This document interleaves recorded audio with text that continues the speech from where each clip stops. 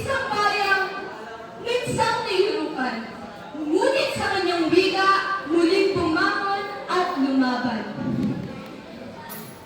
Sa bawat salitang binibigas ng mga bata, naririnig ko ang awit ng mga bayani at ang tinig ng mga humiyaw para sa kalayaan. At sa bawat tinig na ito, isang bansa ang nagkaisa. Wika, ikaw ang aming nalasag at espada. Sa digmaan ng karunungan at karapatan, ikaw ang nagbigay sa amin ng lakas upang ipaglaban ang aming mga adikain. Sa bawat tuna, awit at sanaysay, nasa puso mo ang diwa ng bayan. Wika ang mapagpalaya, ikaw ang aming pag-asa.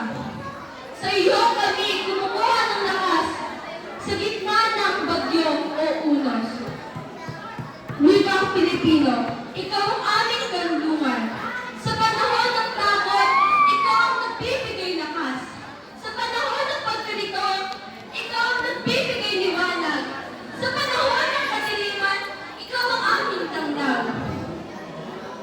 Kaya't sa bawat salitang aming binibigkas, sa bawat pantig na aming isusulat, wikang mapagpalaya, ang wikang ito ay isisigaw sa buong mundo na kami ay Pilipino at kami ay malaya. Sa bawat bagong araw, ikaw ang aming kasama. Sa bawat hamon at pagsubok, ikaw ang aming sandigan. Wikang mapagpalaya, hindi ka magdalaho.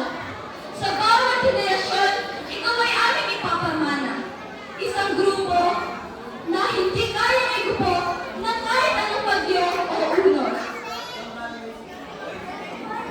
Wikang Pilipino, ikaw ang aming tunay na kalayaan.